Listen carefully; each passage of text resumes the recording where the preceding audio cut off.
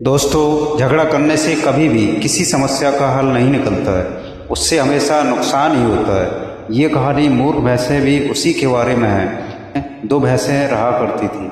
वो दोनों भैंसें जंगल के अलग अलग हिस्सों में जाकर घास खाती थीं। जंगल में एक नदी भी थी। उस नदी के बीच में एक कम चौड़ा पुल था। वो पुल इतना छोटा था कि उस पर से एक बार में सिर्फ एक ही जानवर गुजर सकता था। एक दिन हर रोज की तरह ये भैंसें जंगल के अलग अलग हिस्सों में घास खाने जाती हैं। मैं दोनों का एक ही हो जाता है। ये दोनों भैंसें नदी पार करके जंगल के सारे हिस्से में जाना चाहती थीं। ये दोनों भैंसें एक ही समय पर नदी के पुल पर थीं। पुल की चौड़ाई कम होने की वजह से दोनों में से सिर्फ एक ही भैंस एक बार में गुजर सकती थी। लेकिन उन दोनों भैंसों में से कोई भी भैंस पीछे हटने के लिए तैयार नहीं थी। पहली भैंस ने कहा, सुनो, तुम मेरे बाद में पुल पार कर लेना, मुझे पहले पार करने दो। दूसरी भैंस ने पहली भैंस को जवाब दिया कि नहीं, पहले मुझे पुल पार करने दो, उसके बाद तुम पुल पार कर लेना।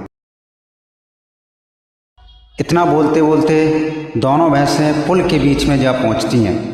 दोनों भैंसें एक दूसरे की बात से बिल्कुल भी सहमत नहीं थी। दोनों के बीच में झगड़ा शुरू हो जाता है।